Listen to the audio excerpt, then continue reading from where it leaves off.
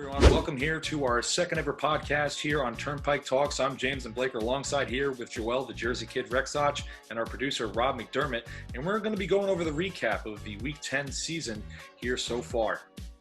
Yeah, how we doing, everybody? Thank you for joining us. Let's get to it.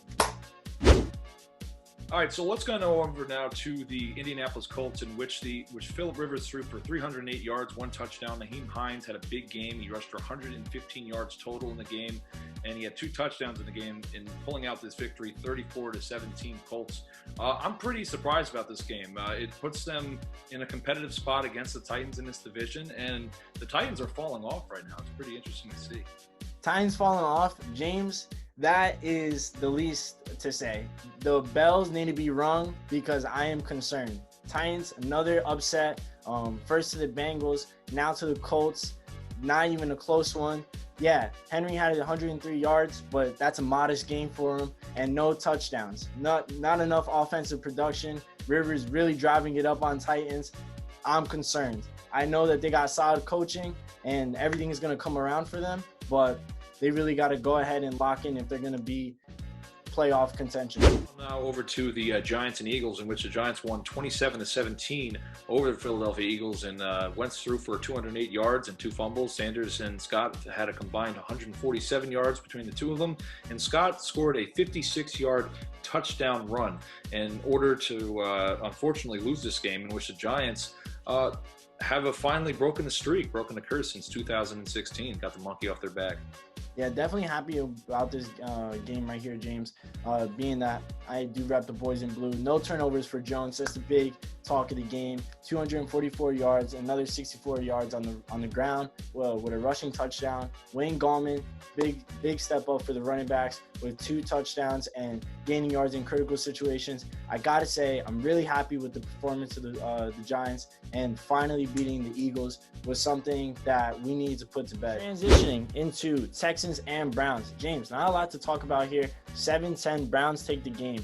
Watson had 163 yards and a touchdown. They were kept honest by that Browns defense. I don't know if it was the rest, the bad weather, but definitely Texans did not show a lot in this game. Texans go down. Yeah, I'm pretty surprised to see the Browns. Have a short, low-scoring game in this one. Baker, he threw for 132 yards. Kareem Hunt and Nick Chubb had a combined rushing yards of 231, and Chubb scored a touchdown in this game as well. And that just sealed the deal for them. They were able to get this win. It was unfortunate that it was a low-scoring game between a very terrible opponent. But nonetheless, they're staying competitive in the AFC North this season. Washington and Lions, 27-30. Big game for Alex Smith, 390 yards. Didn't have the touchdowns to follow it, though. Gibson, 2 touchdowns. McKissick, another touchdown. At the end of the day, they got some production from that offense, but they take the L on the road to Lions. Not a good performance. Yeah, just going over Detroit so far, their rookie Swift, that running back, had a very big performance, having 149 yards total and a touchdown. Jones also had a great performance as well, but Stafford really lit it up against the Washington defense with 276 yards and 3 touchdowns in this game. Despite the Lions being really low in their division so far in terms of the standings, they pulled it out. They had a really good one against this really poor NFC East team. So just looking over at this game, we got the Jaguars and the Packers, 20-24. Really close in this one, James. Don't know what you think about this one, but I was surprised to see the fight that came out of Jacksonville. Jake Luton, 169 yards, 1 touchdown and a pick. James Robinson with another 109 yards on the ground. Again, it's a big performance. Anytime anybody could put yards up over in Green Bay. So again, big performance out of Jaguars. Loss, but a good one. Yeah, I'm very surprised that the Packers kept this game really close, Joel. Despite Rodgers throwing for 325 yards, 2 touchdowns, he did have one interception in the game as well. Adams had a great performance, as well as Marquez Valdez-Scantling. But this was a very close game, and it really shouldn't have been. This was one of the worst teams in the AFC South right now, and it's quite surprising to see that the Packers are at this level right now. I mean, despite them being ahead in the division, competing with the Chicago Bears, it's going to be very interesting to see what goes down the line, because this was a very bad performance for Green Bay. Now to the Tampa Bay Buccaneers and Carolina Panthers, in which the Bucs won 46-23 over Carolina. Brady had 341 yards, 3 touchdowns in the game, big bounce back compared to last week. Ronald Jones had 192 rushing yards, 1 touchdown. Godwin had 6 receptions, 92 yards, and Evans had 6 receptions for 77 yards. But this was a very big bounce back for the Tampa Bay Buccaneers. They definitely needed it after last week against the New Orleans Saints, and I'm looking to see what's going to be going down and down to the wire going in. Yeah, Buccaneers definitely need this game. Bad game for the Panthers all around. Bridgewater ended up getting out of the game, getting knocked out. 136 yards, 2 TDs, and rushed for another one. So you still put up good fantasy points, but when you're talking about your quarterback going down, never a good sight. Moore, 4 receptions, 96 yards, and a touchdown. Again, they just could not hold back the Buccaneers air raid. It's finally nice to see that Tom Brady's throwing touchdowns, not picks. 3 TDs, 3 picks is a lot better stat line. To the Broncos and the Raiders at Raiders. Broncos go down 12-37. Drew Lock, 257 yards, 1 touchdown, 4 interceptions. Kids really struggling turning the ball over, James. I feel like I'm hearing the same story, but on the East Coast with Daniel Jones. But not anymore because of this week. We're staying in the present. The guy had total 66 rushing yards, but again, he just really struggled against that Raiders D, and nobody really seems to be producing when they go to the Death Star, right? Yeah, I mean, definitely. You just see with the Raiders right now, Carr was not a big factor, Joel, in this game, but Jacobs rushed for 112 yards and 2 touchdowns in the game. Booker had 81 yards for 2 touchdowns in this game. It was a very big performance for the running game for the Las Vegas Raiders, and it was very big in terms of the home field advantage. You mentioned that before, Joel. Then I think that is a very key aspect about the Raiders this season, is that they're going to be very competitive against the Chiefs heading into the near future. And they're keeping it close right now, especially with this game against the Broncos. So let's head on over to the Miami Dolphins and Los Angeles Chargers, in which the Dolphins won 29-21. Tua had 169 yards, 2 touchdowns in the game, along with Salvon Ahmed. He carried for 21 times. He had 85 yards, 1 touchdown in the game. And so far, it's looking like Tua is the better option so far compared to Fitzpatrick. Yeah, definitely. I mean, looking at this draft class 5 going against pick 6, I believe. This is huge. Herbert didn't get the huge numbers, wasn't really productive against that Miami defense. But again, 187 yards, 2 TDs, and a rushing touchdown. Still putting up good numbers for a rookie quarterback. He's not getting a lot of help from that run game, which is why I think that his team can't put it over the top. Bills and Cardinals, 30-32. Cardinals knock out Bills on a Hail Mary. James, I don't know if you've seen this game. Absolutely wild finish. Allen had 2 TDs, 2 picks, and 284 yards. The run game was not a factor. Beasley, 11 receptions, 109 yards. And the production came throughout the entire offense as long as the wide receivers were in play. But that is not the story here, is it, James? Oh, it definitely isn't. Kyler Murray definitely had an all-out performance in this game, a field day, as you may call it. He had 245 yards, 1 touchdown, 1 interception. He rushed for 61 yards and 2 more touchdowns in the game. Hopkins was the real star of the game. He had the leap over the 3 defenders, catching the Hail Mary pass from Kyler Murray, and everyone went ballistic, or the most people that were there due to COVID. It's got to be a little restricted, but still, it was one of the best performances I've seen from Kyler Murray, and it's blown me over the top so far in terms of how the Cardinals are preparing for this division so far. They are competing against the Rams. They're competing against the Seahawks. And I'm very anticipated to see what Kyler Murray could do against the Seahawks. But this was a great game.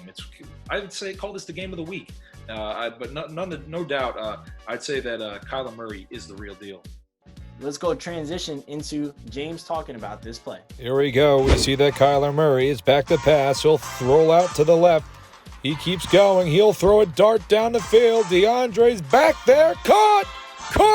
Touchdown, Cardinals. And they defeat the Buffalo Bills in dramatic fashion.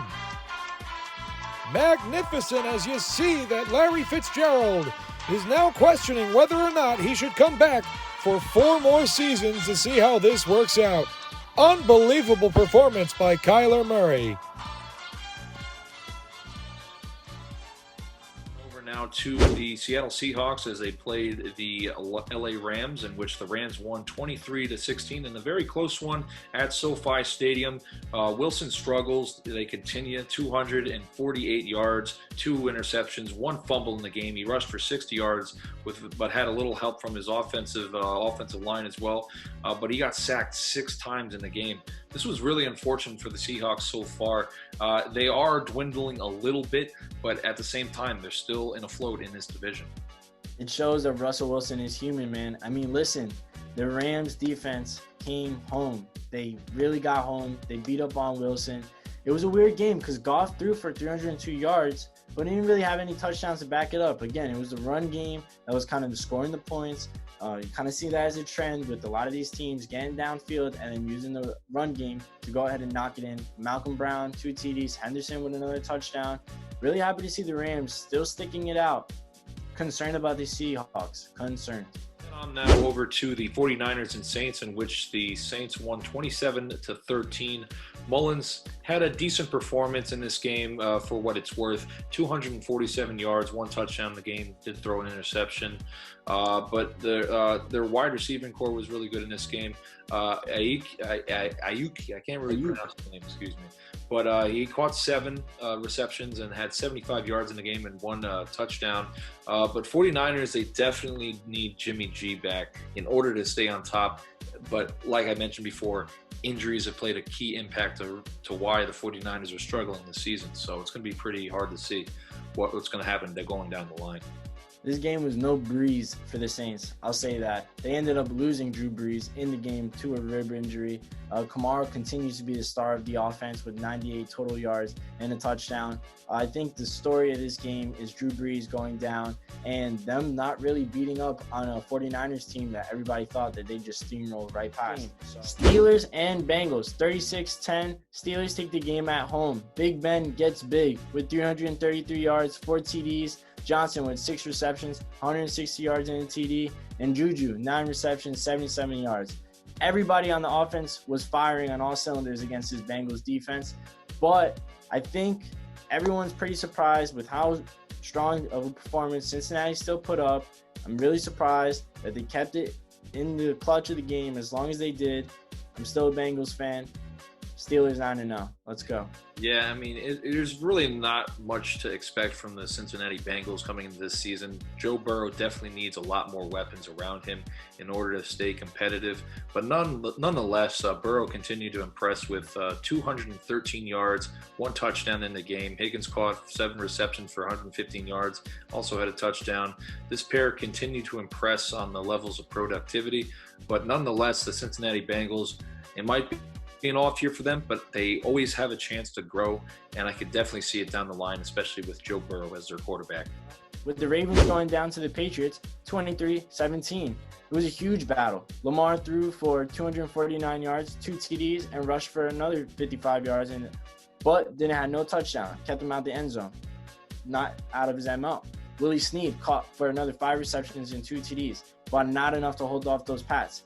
Rain was a really big issue here, James. And I have to say that the elements kept the Ravens out of winning this game, but the Patriots showed that they're still a tough team. Well, I mean, if you look at it that way, I mean, Baltimore is not really a great place either in terms of weather. So, I mean, I don't think that would be a big factor in terms of this game. But it was a very big upset nonetheless for the New England Patriots. They're proving that they're still trying to make it competitive despite the very low possibility of them even going to the playoffs this season. But the Patriots had a lot to go with here. 173 yards in terms of total, in terms of the rushing yards with Burkhead. He had 2 receiving touchdowns. And just an all-around good effort for the New England Patriots.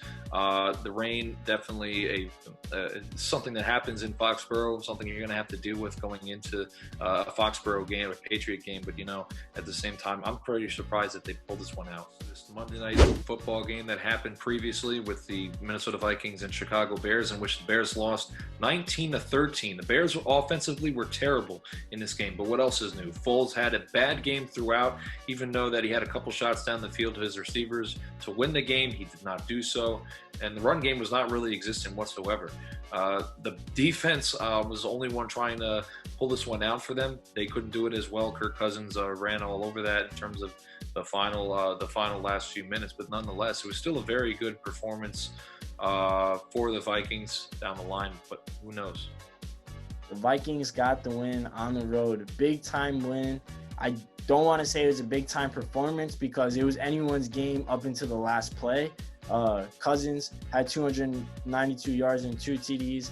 Adam Thielen had both of his touchdowns in the red zone, so he's been a great target for Cousins in the red zone. But let's look at this, another rookie that's having big numbers. I mean, James, you're starting to see a trend what's going on here with another rookie, 8 receptions, 135 yards. You see with Higgins, I mean, just big numbers from these guys. Cook had 30 carries, 96 yards, but it just shows how strong that Chicago defense is. But again, they cannot be the center of what the Bears' offensive production and points being is. It can't be. And it's unfortunate that, it's going to be what I think another Buddy Ryan best defense type of year with lack of offense to finish. I will have to add one more thing as well to the Chicago Bears. If they do not have an offense for the rest of this season, you could kiss the NFC North goodbye. You really can. They definitely need to improve going down the line. And for everybody tuning in, really appreciate all the love and support. Make sure you go ahead and check us out on our website at turnpiketalks.com or our social media handles at Turnpike Talks. Yeah, well, in the meantime, catch us on the Turnpike on Turnpike Talks.